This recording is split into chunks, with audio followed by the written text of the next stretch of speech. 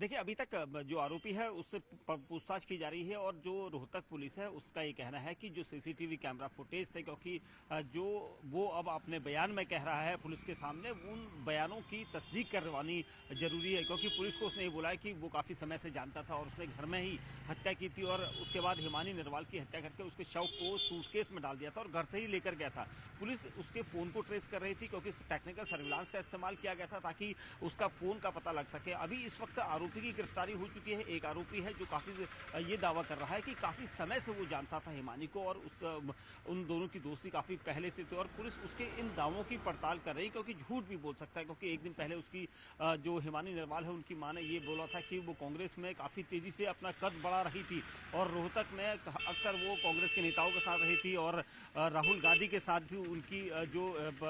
राहुल गांधी की यात्रा जो थी उसमें वो पैदल यात्रा में भी शामिल रही थी और इसीलिए पुलिस का कहना है कि इन सभी दावों का यहाँ पर इन सभी दावों की पड़ताल की जानी जरूरी है, क्योंकि जिस तरह से आरोपी ने बोला है कि उसने हत्या की थी, उसके बाद शव को ले जाकर सांपला बस स्टैंड के पास फेंक दिया था, उसको भी यहाँ पर पता करना है, क्योंकि पुलिस का कहना है कि सीसीटीवी फुटेज काफ़ी अहम था इस केस में, टेक्निकल सर्विलांस काफ़ी अहम था, क्योंकि इनके जरिए ही पुलिस आरोपी तक पहुँच सकती थी। और एक दिन पहले ही जब हिमानी नरवाल का पोस्टमार्टम पीजीआई अस्पताल में चल रहा था तो उसके बाद से ही उनकी, देखिए यही एक चीज़ पता करनी है, क्योंकि हमने भी जब पुलिस अधिकारियों से पूछने की कोशिश की तो उनका ये कहना था कि अभी खुलकर नहीं बता सकते, क्योंकि यहाँ पर पड़ताल की जा रही है, उससे पूछताछ की जा रही है कि क्या वो इस पूरी कॉन्स्पिरेसी में अकेले शामिल है, क्योंकि वो ये बता रहा है कि वो काफ़ी पहले से उसे जानता था। तो पुलिस उस एंगल पर अलग जाँच कर रही है, क्योंकि पुलिस इसलिए भी यहाँ पर दूसरे एंगल जाँच कर रही है क्योंकि उसकी जो माँ है उन्होंने एक दिन पहले कहा था कि कांग्रेस के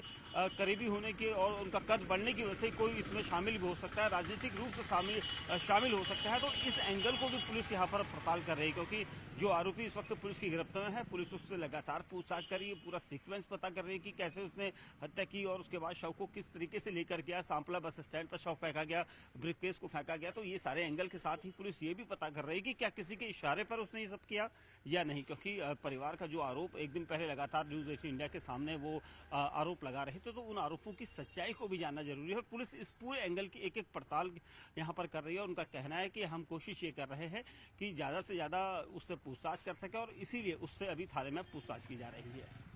देखिए, बिल्कुल निश्चित तौर पर पुलिस को गुमराह करने की यहाँ पर कातिल ने कई बार कोशिश की थी, क्योंकि जब व्हाट्सएप स्टेटस जो जारी किया था, क्योंकि 2 दिन पहले 11 बजे के आसपास सांपला बस स्टैंड पर ब्रीफकेस मिला था, उस ब्रीफकेस में हिमानी नरवाल का शव था, लेकिन उसी दौरान 2 घंटे पहले उनका स्टेटस यहाँ पर एक्टिव किया गया था। तो पुलिस कहीं ना कहीं गुमराह हो जाती कि शायद हिमानी कहीं घर से दूर चली गई है और फ़ोन भी इस्तेमाल कर रही है। पुलिस को हत्या की बात काफ़ी देर में पता चलती, लेकिन ऐसा नहीं हुआ और यही वजह थी कि टेक्निकल सर्विलांस के जरिए ही पुलिस उसके फ़ोन तक पहुंची थी, क्योंकि ये जारी हो चुका था कि फ़ोन कहीं ना कहीं इस्तेमाल हुआ था और आखिरी बार किसका कॉल आया था, कौन हिमानी से मिलने आया था, ये सारी जानकारी जो है फ़ोन के जरिए ही पुलिस यहाँ पर पता लगा सकती थी। और जब उसका फ़ोन ट्रेस किया गया, फ़ोन ट्रेस करके आखिरी बार जिसको कॉल थी उनके साथ पुलिस कॉन्टैक्ट में थी और इसीलिए आरोपी हमलावर तक पुलिस पहुंची। उसके अलावा पुलिस का कहना था कि सीसीटीवी कैमरा फुटेज काफ़ी अहम रोल पैदा करता है, क्योंकि ये जो घर है हम घर के पास है और यहीं से बाहर कातिल निकला था और इसी